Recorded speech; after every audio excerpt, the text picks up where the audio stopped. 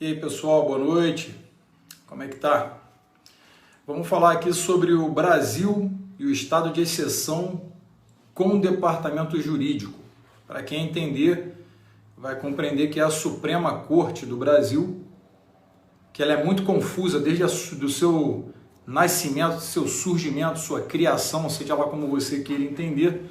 Você percebe que o Brasil ele nunca foi projetado para amadores, ele foi projetado para que você tenha um sistema completamente aparelhado, completamente tomado e que é feito para uma hegemonia de poder grupal, né? Um grupo que se mantém de ordem famênica, na verdade, começa o tempo todo sempre um tio que elege um sobrinho, que elege o filho, que elege o primo e assim por diante, ou seja, fica uma oligarquia constante. Existem boas oligarquias e oligarquias que não prestam, né? Vide aí o clã, Sarney, né?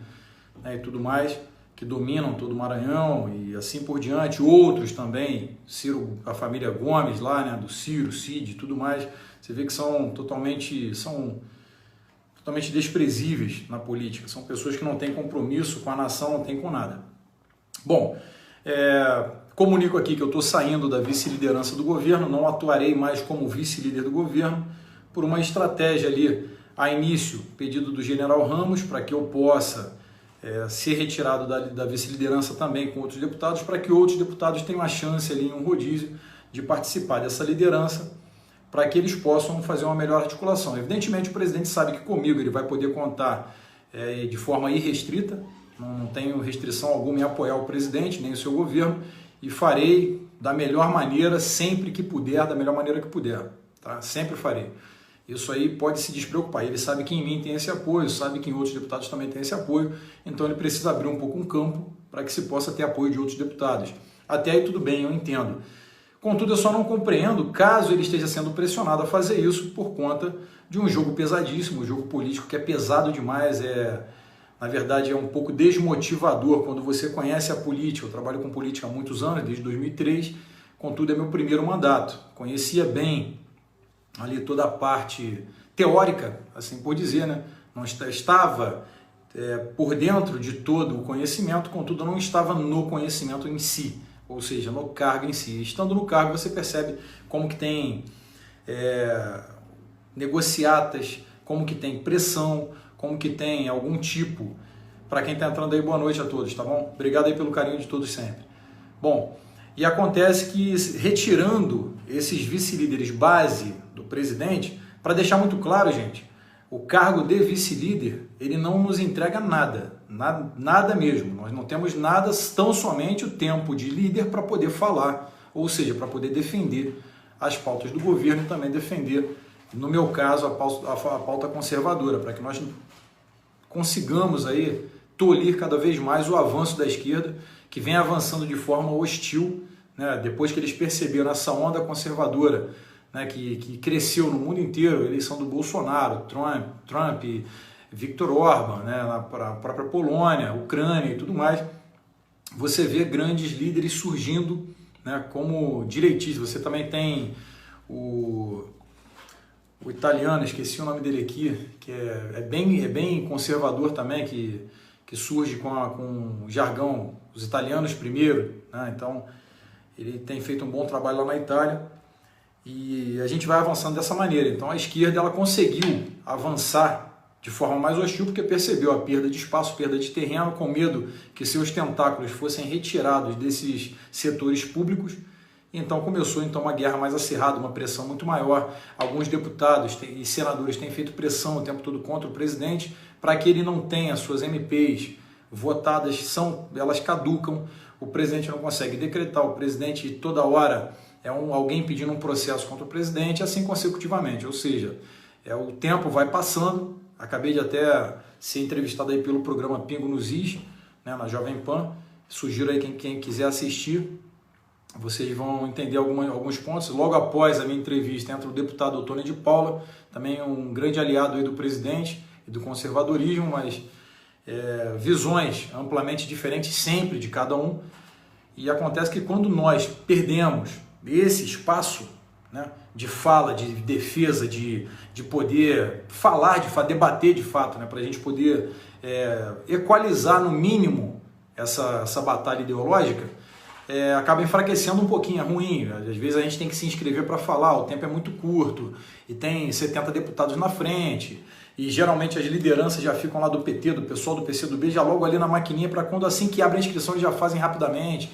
Então atrapalha muito a defesa. Como vice-líder, eu poderia pedir o tempo de liderança e defender o governo tranquilamente, porque eu teria o meu tempo reservado e com prioridade pelo regimento interno da casa. Então, é mais ou menos isso. É muito complicado de você conseguir falar tão somente se for presencial lá naqueles microfones que ficam ali no plenário, ali embaixo, nós chamamos de pinga-fogo, que tem 1 minuto para poder orientar e você desce a lenha ali para tentar alertar as pessoas que estão de fora para poderem entender o que está acontecendo.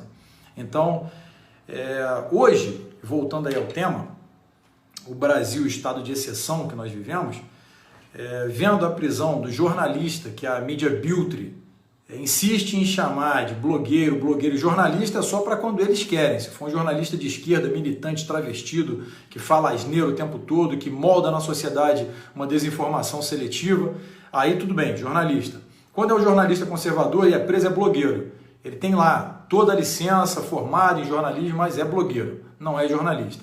Então, você vê, quando Alexandre de Moraes o prende sem materialidade, sem objeto, sem razão, sob nenhuma circunstância, ele prende, de fato, cerceando sua liberdade durante 5 dias. E quando está ali para terminar, ele pede prorrogação por mais 5 dias, você percebe a matula que ocupa o nosso judiciário.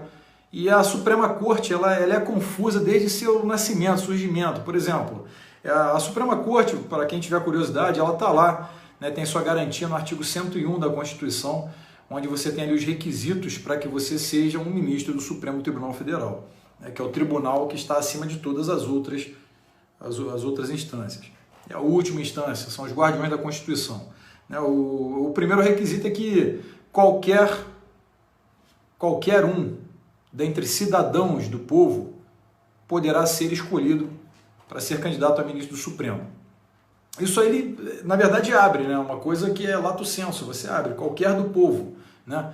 Você pode pegar qualquer pessoa, qualquer um que você falar, você vai ser indicado a ministro do Supremo, independente da formação acadêmica, independente se ele é enfermeiro, se ele é médico, se ele é arquiteto, se ele é jardineiro, se ele é gari, qualquer um.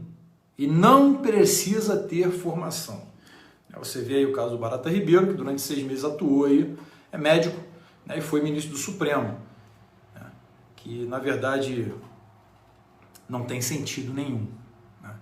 Você vê um juiz, magistrado de carreira, um desembargador de carreira, tirando do 5º Constitucional, que para mim eu não considero como desembargador. Né, o 5º é outra absurdidade jurídica, tá? Outro absurdo jurídico que reserva aí 1/5 das vagas dos tribunais para membros do MP, para membros da OAB. É tipo assim, você está ali, a própria Mariana Fux, filha do ministro do STF, Fux, que gera uma suspeição absurda, mas vamos lá, ele é ministro do Supremo Tribunal Federal, indicado lá pela Dilma, e a sua filha ele é indicado pelo Lula, perdão, e a sua filha vira desembargadora, indicada com 34 anos de idade, tenra a idade ainda, desembargadora, indicada pela Dilma Rousseff pelo caminho do 5º Constitucional, sem passar por provas e títulos, ou seja, se torna uma magistrada. É muito absurdo, né? É muito absurdo que a Suprema Corte é formada dessa maneira, né? Reputação ilibada, ter mais de 35 menos de 65 anos, são esses os requisitos. É um negócio muito absurdo. E olha só que engraçado, quando você pega qualquer um do povo, ele vai passar pela sabatinada do Senado e tudo mais, se for aprovado vai se tornar ministro. Agora, se você pegar um juiz da vara estadual, aqui do Rio, por exemplo, e você pegar um juiz e quiser que ele seja nomeado no STF, ele não pode. O juiz não pode ser nomeado, ele tem que passar por uma seleção, lista tríplice e tudo mais, então, para indicação. Estadual, federal ele pode, o juiz federal ele pode ser indicado, mas qualquer do povo pode, mas o juiz estadual não, tem que ser uma lista tríplice. Para então ver qual da lista ali vence, quem vai ser o vencedor da lista, para poder passar então pela sabatinada. Quer dizer, qualquer do povo pode ir direto, sendo ou não juiz, sendo ou não advogado, sendo ou não jurista, mas um juiz, de fato, por provas e títulos, ele não pode ser indicado. Então você vê que realmente é um absurdo, né, o que acontece no Brasil. Aí você tem decisões como essa, né, a outra decisão do STF também, salvo engano, não sei se foi o Celso de Mello, qual foi o ministro, agora eu não me lembro aqui, a decisão de que a polícia do Rio de Janeiro não poderia subir